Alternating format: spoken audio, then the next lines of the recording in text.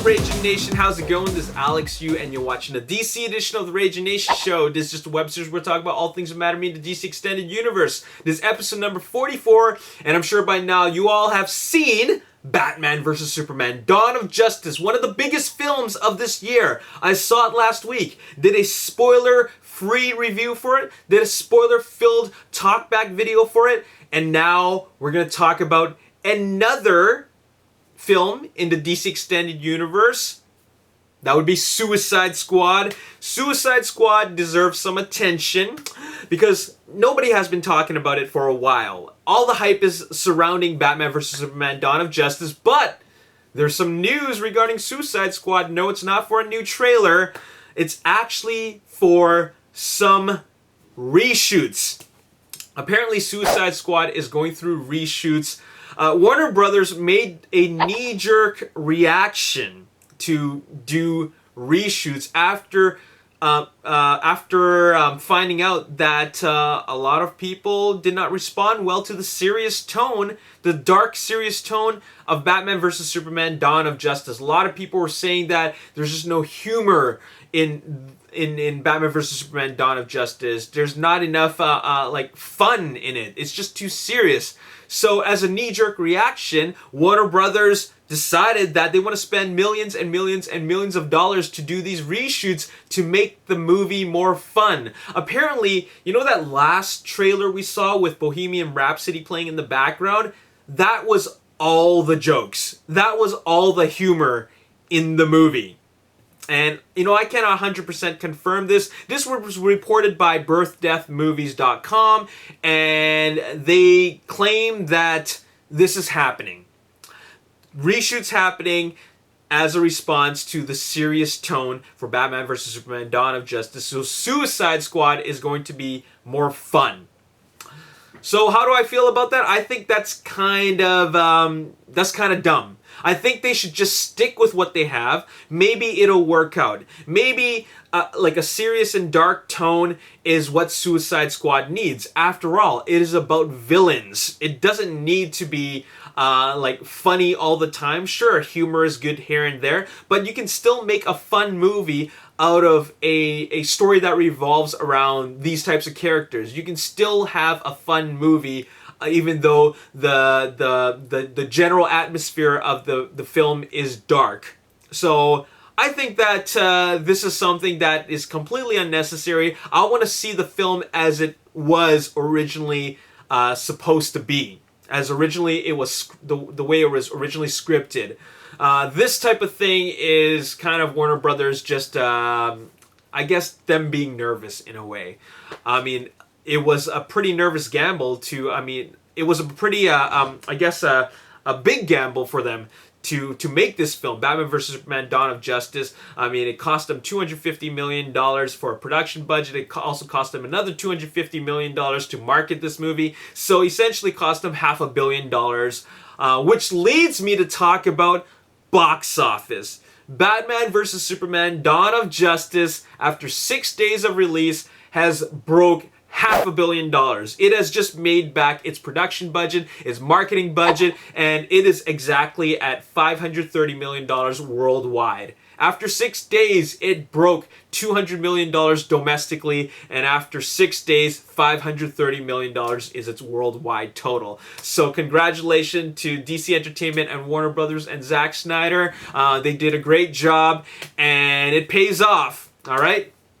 So, let's talk about something else that is going on over at the DC Extended Universe, or rather not going on, and that is Hans Zimmer, master composer and music producer. Hans Zimmer is officially retiring from superhero films. He's just not making them anymore, and his quote, or rather he was quoted saying that this one was very hard for me to do, to try to find a new language. And what he's referring to was actually how challenging it was for him to work on the score for Batman vs. Superman, Dawn of Justice, to try to make something different from what he did in Man of Steel. And, you know, I totally respect his decision. I mean, it's kind of sad because, like, I love his work. He's made as far as I know, he's composed work for 6 superhero films or comic book movies. Of course, the 3 films in the Dark Knight trilogy, Man of Steel, The Amazing Spider-Man 2, and now Batman vs. Superman: Dawn of Justice. And when you're making music for a franchise, the big challenge is how to make it different from the previous one while maintaining the same tone as the predecessor. So I can see how that can be challenging, and apparently it was quite a task for him that he doesn't want to do again. He's already proved himself, and he doesn't need to do that anymore. So it's sad, but I respect his decision. So we won't be hearing his score in Justice League Parts 1 and 2, which is something that I would have hoped for. All right, now let's talk about another film that hopefully we'll see in the DC Extended Universe, the Batman solo film. While it is not scheduled from now till 2020, it's just not on the slate of the DC Extended Universe. Ben Affleck is actually on the fast track to making it happen. Now, he is currently signed on for at least 2 more films as Batman. But it turns out that he has written a script for the solo Batman film. Now, they haven't made an official confirmation of that, but according to William Morris Endeavor, that's Ben Affleck's talent agency, well, I'll just read you this quote here. He's contracted to do at least Justice League 1 and 2, so at least 3 times wearing the cape. There's a script that he's written that is a really cool Batman idea, so that's out there as an option. Now, this could mean that it's something that was added to Justice League Part 1 and 2, but I'd like to think that it's for a solo Batman film. And hopefully it's for that solo Batman film. If Warner Brothers approves of this script, maybe that will encourage him to want to direct the solo Batman film, because I would love to see Ben Affleck as the director for the solo Batman film. After all, he's directed a lot of great films: Gone Baby Gone, The Town, and of course the Oscar awarded Academy awarded Argo, which was such a great film. So I would love to see his take or his vision for the solo Batman film, and hopefully if that script is something that Warner Brothers likes, they will put that in the release calendar for the DC Extended Universe, hopefully sooner than later.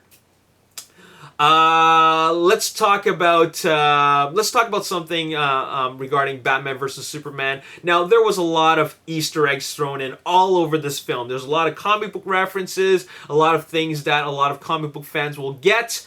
And one of the big questions that I had, along with a lot of other fans, is that they want to know what happened to Robin. After all, we did see that costume that was on display at the Batcave, and it said something like, "The joke's on you," or something like that. I don't remember the exact quote, but there was something that was spray painted on. And it really hints at the death of Robin. Now, Zack Snyder actually confirmed that what happened to Robin, or rather Robin's fate. And I'm just going to read you this quote here. "In my mind, it was that Robin had died about 10 years earlier in some run-in with a young Joker. So that was an interesting thing to me, sorta a fun backstory to play with."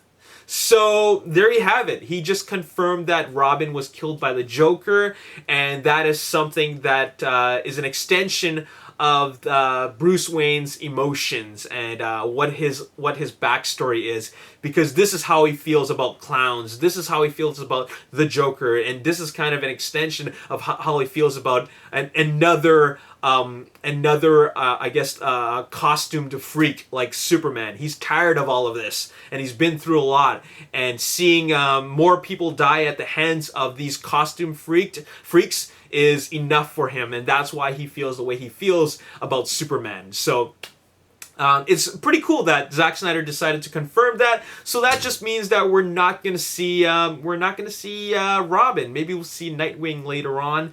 Maybe they'll throw him in there somehow. But if you're looking to see Jason Todd, like the Jason Todd Robin, that's not happening because he's gone.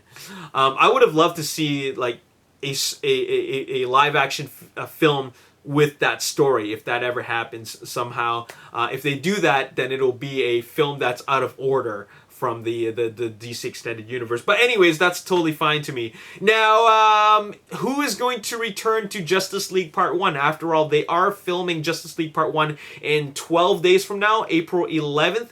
So who's returning? Well, obviously the main cast is returning, along with those meta-humans that were teased in the cameo appearances at Batman vs. Superman Dawn of Justice. But apparently, Lex Luthor isn't back for Justice League Part 1. As far as I know, this is what Jesse Eisenberg mentioned. He says, I don't know if they are so settled on where my character goes. I only hope I have another opportunity to work with these wonderful people and play this interesting character. So that just means he's not back. The agents, or his agents, never mentioned anything about him coming back. He never got a script. But this is just for Justice League Part 1. Maybe they'll bring him back in Justice League Part 2. And I know there's a lot going on in Justice League Part 1, so maybe they're not going to talk about anything with... they're not going to have any story that has to do with Lex Luthor's character, the Lex Luthor character. After all, he will be in maximum security prison, so they don't need to explore that anymore. But maybe he comes back in Justice League Part 2, and I could see him coming back in the second one, just because, that can't be it for his character, even though that was one of the worst Lex Luthor characters I've ever seen. I just don't believe that that's it for his character, and that we will see him back in the second one, or maybe in Man of Steel 2. But anyways, that's all I gotta say in this video. Why don't you guys tell me your thoughts on these reshoots that are happening with Suicide Squad? How do you feel about that? Do you think Suicide Squad needs to be reshot to give it a more fun tone? I think it's unnecessary. I think they should stick with the original script, with what they have. And you know what? They shouldn't give in. They shouldn't give in to these critics, or these people that say that it's not fun enough. You know what? They should just stick with their serious tone. And the box office shows that people want to see these films. All right, so stick with that. And it's a way of differentiating themselves from the Marvel Cinematic Universe. The Marvel Cinematic Universe is fun, it's funny, it's full of jokes, it's a lot of, it's a lot of like fun spectacle. But the DC Universe, they should stick to its own tone. And that is serious, dark, really edgy, and, I think it's a way of really showing the fans that our world is different. You know, if you're looking for something along the lines of Marvel, then watch Marvel. But we're going to give you something serious. This is for serious comic book fans. But anyways, that's all I got to say. So let me know your thoughts in the comment section below. And as always, if you want to see more of these videos, hit the like button, subscribe to the YouTube channel, like me on Facebook, The Ragin Nation. Also follow me on Twitter at Ragin Nation. My name's Alex Yu. Thanks for watching, and I'll see you next time. Peace. Production plus marketing budget. I'm pretty sure their marketing budget was probably like $200+ million.